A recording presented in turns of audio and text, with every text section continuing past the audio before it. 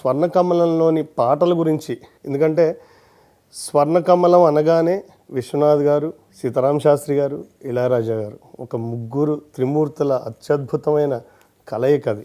యాక్చువల్గా అంతకుముందు మీరు సిరివెన్నెల సినిమా ద్వారా మహాదేవన్ గారితో, విశ్వనాథ్ గారితో పనిచేశారు.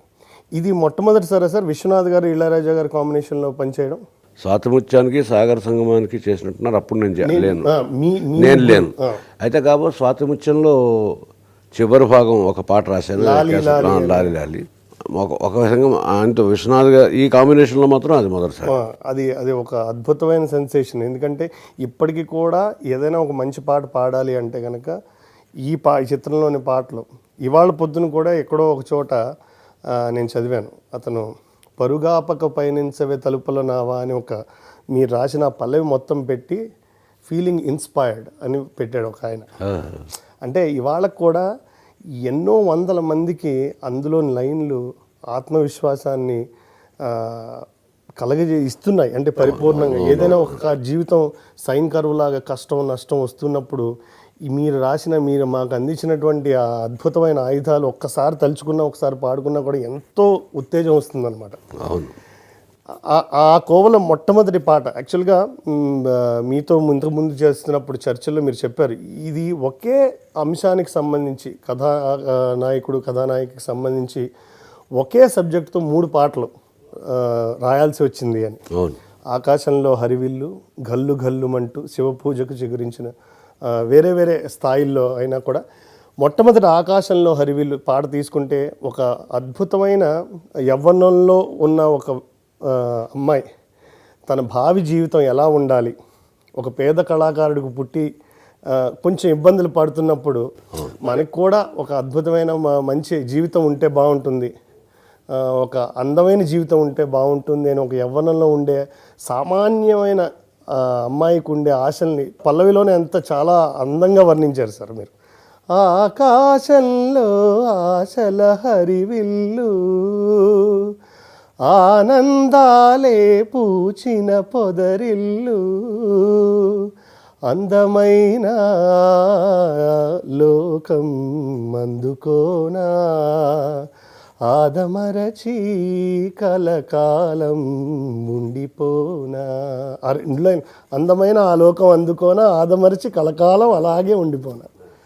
సో దీనికి ప్రేరణ అది అలా సాగడానికి ఎలా సాగింది అసలు?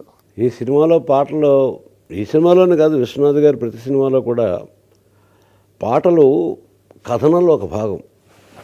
ఆ పాట ద్వారా కొంత క్యారెక్టరైజేషన్ని, కొంత సందర్భాన్ని చెప్పటం ఒకటోది. రెండోది వాచ్యంగా ఎంత చెప్పినా సరిపోని భావాలు కొన్ని చెప్పాల్సి వచ్చినప్పుడు వాటిల్ని కవితాత్మకంగా చెప్పటం అనేది యాక్చువల్ కవిత్వం తాలూకు ప్రథమ ఉద్దేశం.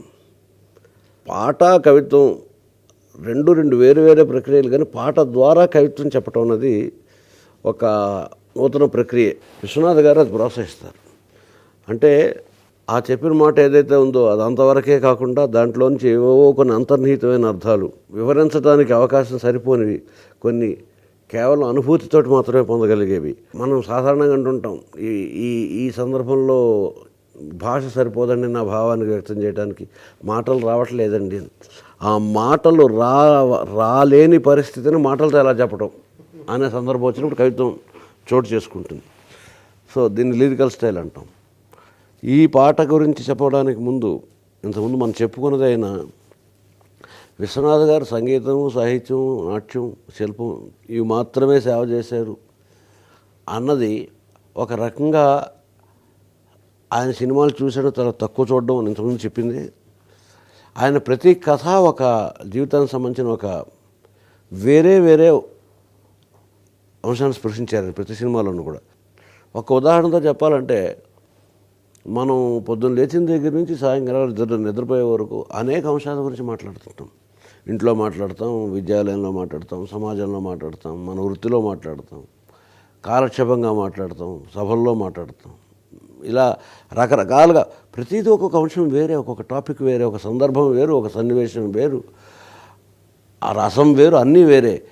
కానీ అవన్నీ మాట్లాడిన ఒక వ్యక్తిని రోజంతా అబ్జర్వ్ చేసి, ఇప్పుడు పొద్దున్న లేచింది సాయంకాలం దాకా తెలుగులోనే మాట్లాడుతున్నాడు రా అంటే అది మనం వ్యక్తపరచడానికి మన భావాల్ని పరిపూర్ణంగా వ్యక్తపరచడానికి మనకి బాగా అవకాశం ఇచ్చిన భాష మనకు వీలైనట్టు ఇతర భాషలు తెలిసినా మనకి బాగా ఆత్మీయంగా అనిపించేది, ఈజీగా అనిపించేది మన మాతృభాష. కరెక్ట్. కానీ మనం పొద్దునుంచి ఒకటే మాట్లాడట్లేదు. ఈ విషయం గమనిస్తే విశ్వనాథ్ గారి సినిమాని చూడటం అట్లాగోగా తెలుస్తుంది. చాలా బాగుంది, చాలా బాగుంది. ఆ మాధ్యమమే ఆయన తెలుగు ఏమిటంటే భారతీయ కళలు. ఆయన తెలుగు ద్వారా ఒక్కొక్క సినిమాలో ఒక్కొక్క విషయం మాట్లాడారు. ఆయన మాతృభాష భారతీయ కళలు. ఒక్కొక్క సినిమా ద్వారా ఒక్కొక్క కాన్సెప్ట్ మాట్లాడారు.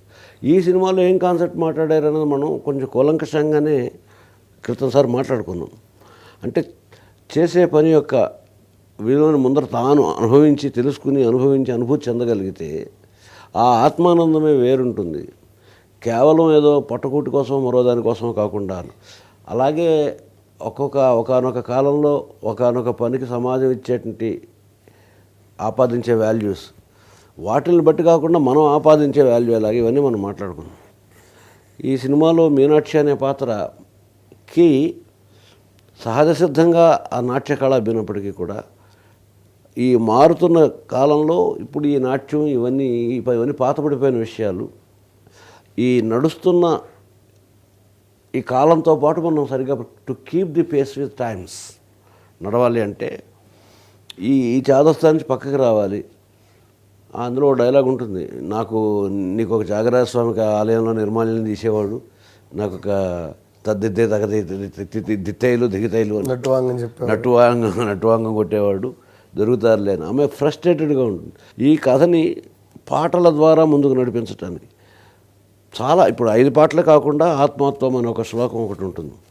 ఆ ఒక్క శ్లోకం ద్వారా ఆ కుటుంబం గడిపే విధానం ఏమిటి, ఆ పెద్ద పిల్ల ఆ సంధ్యా సమయంలో గడిపే విధానం ఏమిటి, ఒక క్యారెక్టరైజేషన్ మొత్తం అంతా ఆ శ్లోకం ద్వారా అది వింటున్నప్పుడు ఆ చుట్టుపక్కల ఆ 4 ఇళ్ల వాకిళ్ళ మధ్యలో ఉన్నటువంటి మొత్తం అద్దెకున్న అందరికీ కూడా ఏ రకమైనటువంటి ఒక భావన కలుగుతుంది. ఆ సమయానికి అందరూ వచ్చేసి అక్కడ కూర్చుని దాన్ని ఎలా ఆస్వాదిస్తారు. అంటే మీరు మంచి పాయింట్ చెప్పేసరికి మీకు అడ్డుపడుతుందని అనుకోకపోతే ట్రెడిషనల్గా ఆల్రెడీ రచించబడినటువంటి త్యాగరాజ స్వామి వారి కీర్తనలను సంస్కృత శ్లోకాలను సినిమాకు అనుగుణంగా వాడుకోవడంలో విశ్వనాథ్ గారిని మించిన వాళ్ళు ఎవరు లేరండి. అది కేవలం వాటిలో ఉన్నటువంటి సంగీతం, వాటిలో ఉండే భక్తి ఇవి మాత్రమే కాకుండా జీవన సంవిధానంలో ఇక్కడ భారతీయతాల గొప్పతనం ఉంటుంది. ఈ సాహిత్యాన్ని, సంగీతాన్ని, నాట్యాన్ని వీటన్నిటిని ఒక జీవన సంవిధానంగా ఎలా మలుచుకోవచ్చు. ఇది ఒక కాంప్లికేటెడ్ ఇంజనీరింగ్ మార్చేయటం. మనకి చిన్నప్పుడు లాలిపాట పాడేటప్పుడు ఏదో ఒక నాన్సెన్సికల్ నర్సరీ రైమ్ కాకుండా 14 భువనాలు 4 వేదంబుల తొట్టెన మరించి అఖిల భువనాలు తొట్టెన మరించి 4 వేదముల గొలుసుల మరించి రామాలాలి అన్నప్పుడు ఆ వేదాల గురించి విషయం గురించి వేదాంతం చెప్పడం మనం పసితనం నుంచి ఆ తల్లికి తానంత గొప్ప అద్భుతమైనటువంటి భారతీయ సంస్కృతిని చెబుతున్నట్టు తెలియదు, శిశువుకి తెలియదు. అంత చిన్న ప్రాయం నుంచి కూడా మన మహత్తరమైన సాంప్రదాయాన్ని జీవన సంవిధానంలో లీనం చేసేయటం. సాయంత్రం వచ్చేటప్పటికి ఏదో కాలక్షేపం చేసి వాళ్ళు చేస్తున్నాం. మనం టీవీలో పెట్టుకుంటున్నాము, సినిమాలకే వెళుతున్నాము, క్లబ్బులకే వెళుతున్నాము, పబ్బులకే వెళుతున్నాము. లేకపోతే ఒకే ఇంట్లో ఉన్న 6 ఏమి తోచక తండ్రి బిలియర్డ్స్కి, తల్లి మహిళా సభకి, కూతురు మరో చోటికి ఇలా అక్కడ ఇది కూడా గడపడమే. కానీ ఆ సాయంత్రం సంధ్య వేళకి ఇంట్లో దీపం పెట్టి ఆ దీపం పెట్టిన సమయానికి ఆకాశ తంబుర తీసుకున్న సార్ ఆత్మాత్వం గిరిజామతి అనుకుంటే ఆ శ్లోకార్థం తెలుసుకుంటే శంకరాచార్య వారి శ్లోకార్థం అది మహత్తరమైన వేరే విషయం. కానీ అవేమీ అక్కర్లేకుండానే ఒక వాతావరణాన్ని క్రియేట్ చేసే విధానం దీని ద్వారా పరిచయం చేస్తాడు. మనం చంద్రం క్యారెక్టర్కి ఈ టైంకి అయ్యేసరికల్లా అమ్మాయి ఎలా పాడుతుంది, పెద్దమ్మాయి. ఆ టైంకి మనం అందరం చేరుతాం. ఓహో ఇల్లు ఏమిటి, ఆ ట్రాడిషన్ ఏమిటి, ఆయన పెరిగిన విధానం ఏమిటి, ఆయన పెంచిన విధానం ఏమిటి, ఇవన్నీ అందులో చెప్పు. ఇలాగ ప్రతి చిన్న మ్యూజికల్ బిట్ ఎక్కడ అవకాశం వచ్చినా దాంట్లోంచి ఒక సాంప్రదాయం చూపించి ఒక వాతావరణాన్ని క్రియేట్ చేయటం విశ్వనాథ్ గారి స్పెషాలిటీ. విషయానికి వస్తే ఇప్పుడు తను గుడ్డివాడు అయిపోయాడు, అయినా సరే ఆయన తెలుస్తూనే ఉంది. పెద్దపిల్ల సంగీతాన్ని పట్ల కానీ భక్తిగా ఉంది. ఆ అమ్మాయికి సహజ సిద్ధంగా నాట్యం అంత రాలేదు. కానీ అసలు తనలో ఉన్న నాట్యకళ అంతా కూడా తనకన్నా మించి చిన్నమ్మాయిలు వచ్చినాయి. కానీ అమ్మాయి దాని పట్ల చిన్న చూపు ఉంది. అది వాళ్ళు ఎవరు గౌరవిస్తారు, దానివల్ల వచ్చి జీవిక ఎంత అని ఇవన్నీ ఆయనకు కూడా తెలుసు కళ్ళు పోయినప్పటికీ. కానీ ఏమి చేయలేని ఒక అసహాయ స్థితి, పెళ్ళిడికి వచ్చిన పిల్లలు పెళ్లి చేయలేని స్థితి. ఇదంతటినీ గమనిస్తున్నటువంటి చంద్రం అనేటువంటి ఒక కథానాయకుడు. ఈ కథానాయకుడికి ఆయన బాధ అర్థమవుతుంది, ఈ అమ్మాయి పెంకితనం అర్థమవుతుంది. ఈ రెండింటినీ ఈ అమ్మాయికి తను తెలుసుకునేలా చేయాలనిపిస్తుంది. మూడోది, ఈ అమ్మాయి సినిమాకి వెళ్ళిపోవడానికి, ఫస్ట్ షోకి వెళ్ళడానికి రకరకాల అబద్ధాలు అంటే ఒక చిన్న చిలిపితనం. ఆ కథ నడిపించడానికి ఆ కథన విధానంలో, పాత్రలు పరిచయం చేసే విధానంలో పాట ద్వారా చెప్పడం ఆయన అలవాటైతే ఒక పాటలో చెప్పవచ్చు. ఒకే పాటలో ఆ అమ్మాయి తాలూకు స్వభావం ఏమిటి, ఇతని స్వభావం ఏమిటి చెప్పవచ్చు. కానీ ఒకే అంశాన్ని ఈ సినిమాలో 3 పాటలుగా చెప్పడం జరిగింది. ఎందుకనంటే ఆ అమ్మాయి చిన్నపిల్ల ఏమీ కాదు, యవ్వనంలో ఉన్న పిల్ల, ఈడున్న పిల్ల, బుద్ధి ఎరిగిన పిల్ల. కాబట్టి అమ్మాయి ఇది తప్పు, నీకున్నది అపూర్వమైన సత్వ సంపద అని ఎవరో ఒకరు చెప్పకర్లా, తెలిసి కూడా ఒక నిరసన భావాన్ని కలిగించుకుంటుంది. సో ఆ అమ్మాయి స్వభావాన్ని చెప్పడం ఒక వంతు అయితే, దాని తర్వాత నడుస్తున్నటువంటి కథలో ఆ అమ్మాయి పెంకితనం ఏ స్థాయికి వెళ్తుంది, ఇతను అమ్మాయికి చెప్పవలసిన సందర్భం వస్తే మౌఖికంగా చెప్పాడా, చర్యల ద్వారా చెప్పాడా, అలా చెప్పిన కూడా అమ్మాయి ఊరుకోదు. అంతే కదా, ఇష్టం లేని విషయం చెప్తే పని కట్టుకుని అవడో సలహాలు చెప్తే ఎందుకు ఎవరు ఊరుకుంటారు. ఆ పెంకితనానికి మళ్ళీ ఇతని అభిప్రాయం, ఇతను ఏం చెప్పాలి, మళ్ళీ అదే చెప్పాలి. ఏదైతే మనం అమ్మాయి ఒక పాత్రని ప్రవేశపెడుతున్నప్పుడు ఆ పాత్ర ద్వారా ఆకాశంలో ఆశల హరివిల్లు అని చెప్పినప్పుడే మనం ఆ పాత్ర తన స్వభావాన్ని కంప్లీట్గా చెప్పేసాం. ఆకాశంలో ఆశల హరివిల్లు, నేను ఆకాశంలో దొరుకుతాను, నేల మీద ఉన్నాను, స్వేచ్ఛగా ఉంటాను, అందమైన ఆ లోకం అందుకొని, మనకు అందరాని లోకం అయినా అదే అందుకుంటాను. నాకు చేతికి అందుబాటులో ఉన్నటువంటి ఈ దివ్యమైన ఈ లోకం నాకు మా లోకం, ఆ లోకం అందుకుంటాను. ఆదమరచి కలకాలం అక్కడ ఉండిపోతాను. అంటే ఒళ్ళు బయట తెలియకుండా ఉండిపోతాను.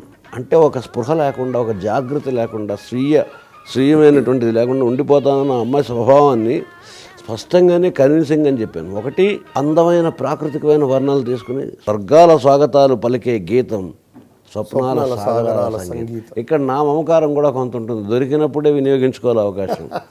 అందువల్ల ఒక కెరటాన్ని ఎన్ని రకాలుగా వినియోగించవచ్చు అంటే కొన్ని వేల రకాలుగా. నాకు సముద్రం అంటే అబ్సెషన్. సముద్రానికి అంత ఎక్కడ అంతు లేదు. అలలు ఎన్ని వస్తాయి అంటే లెక్క పెట్టలేము. నాకు ఒక సముద్రం ఒక అబ్సెషన్. సముద్రం మీద, అలల మీద ఎన్ని పాటలు రాశానో నాకు తెలియదు. సో ఇక్కడ ఈ అభిప్రాయాన్ని ఆ అమ్మాయి చక్కగా ఎంచుకుంటే, ఆ అమ్మాయి అందులోని భానుప్రియ నాట్యం ఒక నిజమైన ఒక తరంగంలాగా నిలబడి ఉన్నటువంటి తరంగంలాగా కనిపిస్తుంటుంది అమ్మాయి. ఆ నృత్యం చూస్తున్నప్పుడు ఆ నృత్యం ద్వారా స్వేచ్ఛగా ఎవరు తన చూడలేదనుకుని పార్కులో అమ్మాయి చేస్తున్న నృత్యం ద్వారా తన అభిప్రాయం చెప్పడంతో పాటు నేను ఇవ్వదలుచుకున్నటువంటి పదచిత్రాలు, భావచిత్రాలు కూడా. ఒక సముద్ర కెరటం వెళుతుంది, ఆ కెరటం ఏమిటి, స్వర్గాల స్వాగతాలు అనిపిస్తున్న గీతం, స్వర్గాల స్వాగతాలు తెలిపే గీతం, స్వప్నాల సాగరాలు, మామూలు సాగరాలు కాదు, నా కళల సాగరాల్లో ఎగసే అలలు, స్వర్గం వచ్చి రా అని పిలుస్తున్నటువంటి గీతాలు. ఆకాశంలో రాత్రిపూట నేను అలా అయోమయంగా చూస్తూ, ఏమిటి నాకు ఈ చెరుగుల చేరేమిటి, ఇది చూస్తున్నప్పుడు ఈ చెరుగులు చేరవేళ్ళు అక్కడ ఆకాశంలో నక్షత్రాలు ఉన్నటువంటి ఆకాశంలాగా అనిపించి, ముత్యాల తారలెన్నో మెరిసే తీరం, ముత్యాల తోరణాల ముద్దొచ్చే తారలెన్నో మెరిసే తీరం, ముత్యాల అంటే ఆమె ఊహలన్నీ ఆకాశంలోనే తిరుగుతున్నాయి. ఇవన్నీ మనం ఈ పాత్ర చెప్పేశాం. ముత్యాల తోరణాల ముఖద్వారం, ముత్యాల తోరణాల ముఖద్వారం, ఈ పదబంధాలు, భావచిత్రాలు, దీనికి ఇళయరాజా సంగీతం తోడైతే ఎలా ఉంటుందో అసలు జానకమ్మ గారి కాలం ఇదంతా మనది. Please subscribe to iDream. iDream ని సబ్స్క్రైబ్ చేయండి. Hi, this is Nidhi Agarwal. For more videos, please subscribe to iDream. And please subscribe. Please subscribe to iDream channel and subscribe. Press the bell icon for more updates. Subscribe to iDream. Subscribe to iDream. Please subscribe to iDream. Subscribe to iDream. Please subscribe to iDream. For more such videos, please subscribe to iDream. For more videos, please subscribe to iDream. And you're watching iDream Media. Please like, share and subscribe to the channel. And don't forget to subscribe to iDream. Please subscribe iDream Media. Do subscribe to iDream. Subscribe to iDream Media. Do subscribe to iDream Media. Don't forget to subscribe. Click on the button below. Don't forget to subscribe to iDream.